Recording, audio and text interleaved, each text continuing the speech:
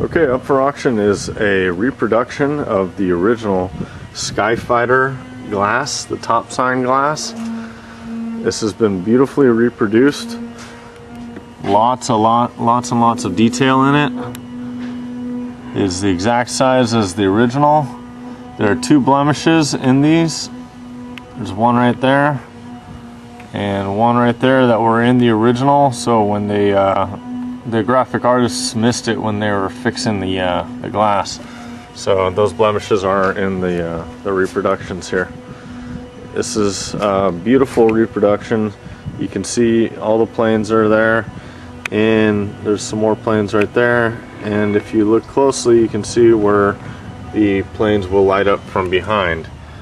Right about here, there's a plane, there's a plane, there's a plane, there's a plane, plane.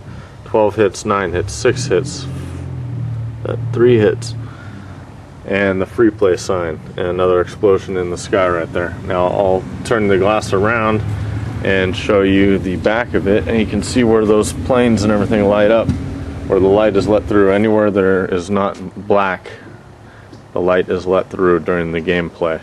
And of course the circle is cut out for the shots fired disc. If you have any questions or comments, please give us a call or message us. Thank you.